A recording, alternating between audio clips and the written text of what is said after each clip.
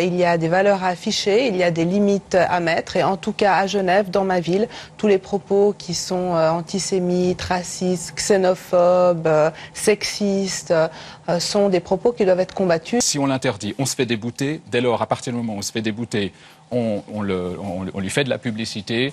Et c'est pour ça qu'on ne voulait pas entrer dans ce modus operandi qui est connu de ce monsieur. Vous vous opposeriez à la plus haute instance du pays, TF, qui en 2010 a été clair, hein, il a dit l'interdiction préalable n'est pas compatible avec la liberté d'expression. C'est vrai, mais en même temps, vous savez, quand on fait de la politique, on fait aussi une pesée d'intérêts. Je pense que le pouvoir public doit réagir et doit avoir aussi une action qui est en cohérence avec son propos. On a un instrument juridique et cet instrument juridique, il doit à un moment donné fonctionner. Ce que je reprocherais à la France dans tout ce système, c'est d'avoir été incapable par la justice de faire appliquer sur Dieudonné les amendes qui avaient été prononcées. Je ne sais pas comment ça se passe du point de vue de la situation suisse, mais c'est vrai que j'espère que l'intransigeance qui est faite par rapport à l'antisémitisme est de même nature par rapport aux propos ou aux votations citoyennes proposées par un Blocher ou par un Fressinger qui, tels qu'on les perçoit nous en France, sont vraiment des radicaux de la lutte contre, tel qu'ils le formulent, contre l'islamisation.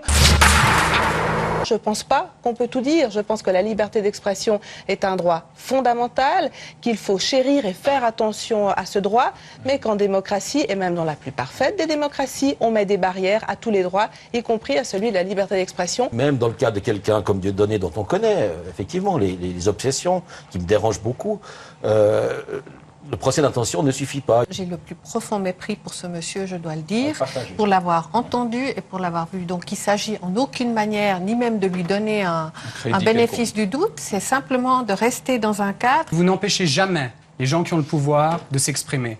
Vous empêchez par définition les gens qui sont faibles et marginaux de s'exprimer. On n'a jamais empêché les rois de France, le roi d'Arabie Saoudite, Netanyahou, George Bush, les généraux de l'OTAN de s'exprimer.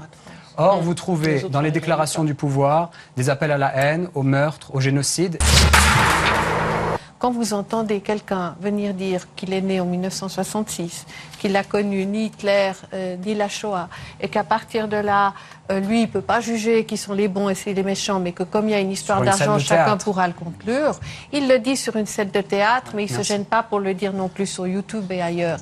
J'entends beaucoup parler de liberté d'expression. Je n'ai pas souvenir que l'antisémitisme est un propos qui soit libre d'expression. C'est un délit. Je dis qu'à partir du moment où c'est une sensibilité du moment qui s'exprime pour interdire avant que la loi soit bafouée, ben, on est dans le fluctuant, dans le subjectif et dans une subjectivité qui peut évoluer. Peut-être dans 20 ans, le drapeau, ce sera sacré. À une époque, effectivement, on brûlait les juifs en place publique. Vous voyez ? Donc les mentalités évoluent. Heureusement, j'ai cette chance de ne pas avoir été brûlé en place publique. La phrase qu'on reproche à Dieudonné, c'est Patrick Cohen, les chambres à gaz, dommage. En 1990, il dit à Elie Semoun, les Boches, en 1945, ils auraient pu finir le travail. Ces deux phrases sont parfaitement symétriques. Comment ça se fait qu'il y a 20 ans, vous compreniez que c'était de l'humour et maintenant plus? Il y a une intention vous sondez les cœurs, malveillante. vous sondez les âmes. Je me sonde moi, je me sens heurté et insulté. La différence avec Desproges, Coluche, qui ont effectivement fait des sketchs sur tout et n'importe quoi, et tout, on peut le faire, et ils l'ont fait, mais il y a une grande différence. La grande différence, c'est qu'ils l'ont fait, ils étaient dans le miroir de la société, effectivement, parfois antisémites, qu'ils condamnaient. À partir du moment où il fait cet immonde geste de la quenelle sur le mémorial de la Shoah à Berlin, est-ce que vous cautionnez ça? Oui. Qui décide que la quenelle est un salut nazi inversé? Dieudonné, en 2005, fait un sketch sur les espèces en voie de disparition. Il mime un dauphin et il dit à son colistier, Jackie, le dauphin, sa nageoire, il va nous la foutre jusque-là. Voilà. Il a fallu 9 ans pour que M. Kuckerman décide que ce geste, ou M. Jakubowicz, pardon, décide que ce geste était un salut nazi inversé et une sodomisation des victimes de la Shoah. Dans le cas de la Shoah, ce qu'on discute ici, c'est quelque chose de tout à fait particulier. Quelqu'un disait on peut rire de tout, ou on peut tout dire, mais pas venant de n'importe qui. Et là, je pense que c'est...